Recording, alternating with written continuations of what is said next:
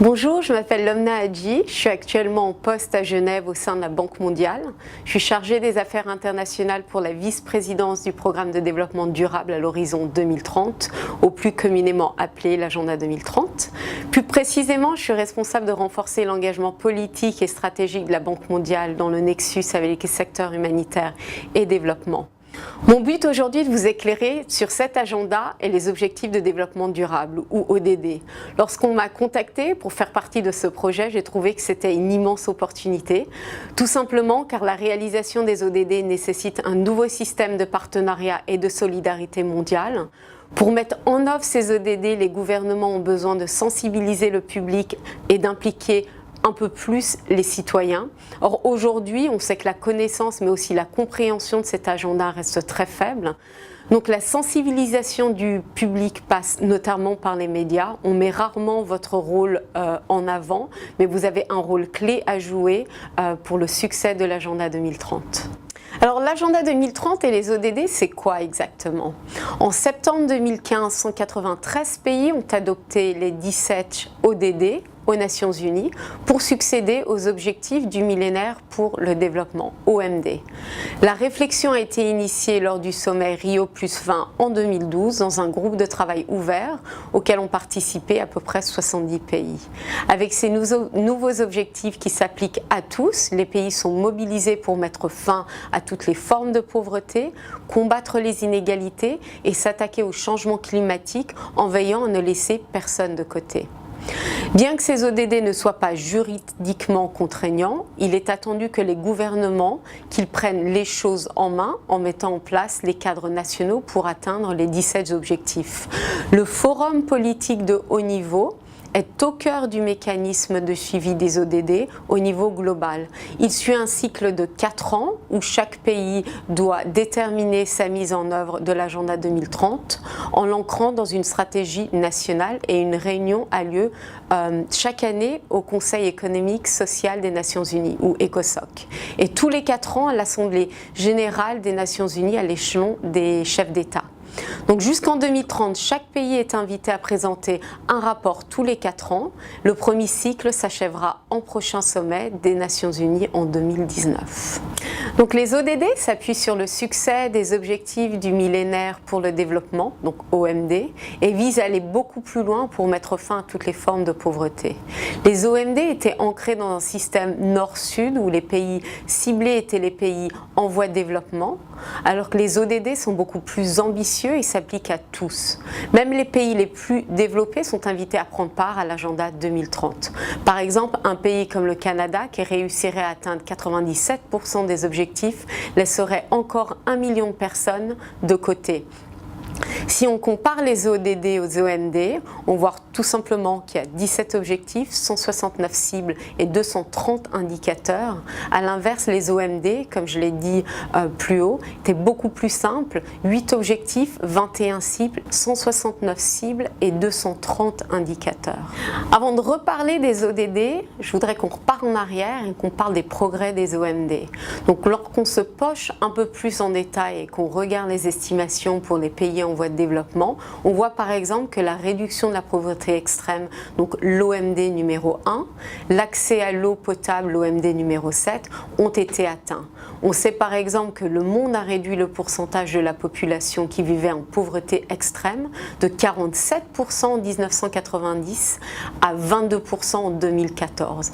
Mais si on regarde un peu plus près et en détail, on voit que par exemple sur 145 pays, on n'avait aucune donnée pour 27 pays.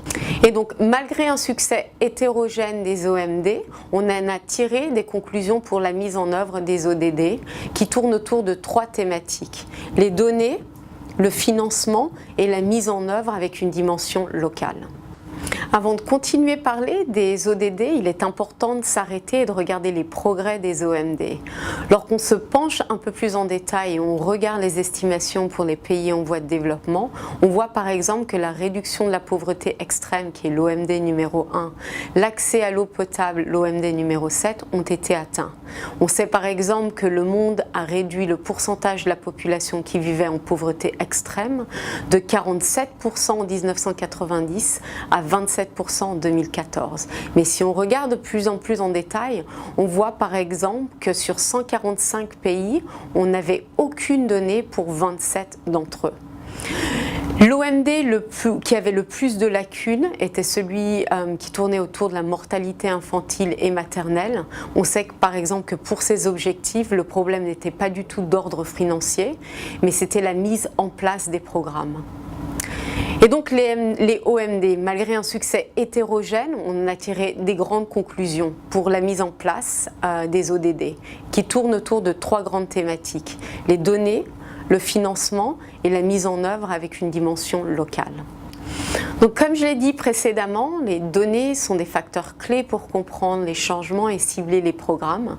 Donc, si on regarde l'animation sur votre écran maintenant, on voit que le nombre de personnes vivant dans une pauvreté extrême a diminué globalement. Et on sait que la Chine et l'Inde sont des exemples évidents. Mais on se rend compte aussi, ce qui est très intéressant, qu'à l'inverse, elle augmente rapidement en Afrique subsaharienne. Malgré les progrès, en 2013, 41% de la population vivait en pauvreté extrême, ce qui est l'équivalent de 389 millions, soit une augmentation de 113 millions de plus qu'en 1990. Mais le manque de données reste un défi majeur à l'intégration des programmes de développement dans les plans nationaux. Il est donc nécessaire de renforcer les institutions de statistiques. Pour la Banque mondiale, on a identifié à peu près 57 pays avec de 0 à 1 enquête sur la pauvreté de 2002 à 2011, ce qui est presque rien. Et en plus, 27 avec aucune donnée. On s'est engagé à mettre en place des enquêtes sur des budgets de ménages tous les 3 ans pour 70 pays les plus pauvres d'ici 2020. Donc, comment on va financer le développement durable? Ça va coûter à peu près 30 000 milliards de dollars US jusqu'en 2030. L'assistance officielle pour le développement, l'OAD, s'élève seulement à 132 milliards de dollars par année. Donc la participation du secteur privé ainsi que les marchés financiers modernes sera essentielle. En juillet 2015, à Addis Abeba, les donateurs et pays de développement s'étaient réunis pour explorer de nouvelles pistes de financement d'aide au développement pour l'agenda. L'objectif était simple, de trouver les moyens d'atteindre les ODD pour 2030. Leur réunion a abouti avec la création d'un document appelé l'agenda d'action d'Addis Abeba. Donc la conclusion était simple. Les États membres s'engagent à renforcer la mobilisation des ressources publiques par le biais notamment d'une amélioration de l'administration fiscale, alors que les pays développés réaffirment leur engagement à consacrer 0,7% de leur revenu national brut à l'aide publique au développement. Quel rôle joue le secteur privé? Aucun secteur ne peut à lui-même réaliser les ODD. Le secteur privé joue donc un rôle clé. Il a plus de 10 000 milliards de dollars américains investis en obligations à taux négatif, 244 000 milliards en emprunts d'État à faible rendement et 8 000 milliards en espèces. Jusqu'à maintenant, les organismes internationaux et les États avaient des rôles relativement bien définis dans le programme mondial de développement, tandis que la participation du secteur privé dans le processus était souvent considérée comme des contributions à la croissance économique, à la création d'emplois et la recette fiscale. Mais cela a complètement changé. Le secteur privé assume un rôle élargi, mieux intégré au programme de développement d'Agenda 2030. Donc l'Agenda 2030 repose sur 3 éléments. De meilleures données, un meilleur financement et une mise en œuvre des ODD basée sur un investissement dans le développement humain, la croissance intelligente, durable et inclusive et un investissement dans la résilience. Il faut donc commencer à investir tôt dans le développement humain en faisant en sorte que par exemple les femmes enceintes aient accès à des soins prénatals, qu'on prévienne la malnutrition chez les enfants afin qu'ils se développent normalement, en garantissant l'accès à tous à des soins de santé de qualité, en investissant dans l'éducation, en préparant les élèves et des étudiants aux emplois de demain et en établissant des filets sociaux qui protègent véritablement les pauvres. Ensuite, nous devons investir davantage et plus efficacement dans la personne humaine. Nous sommes convaincus que le capital humain va continuer à se valoriser au fil des années.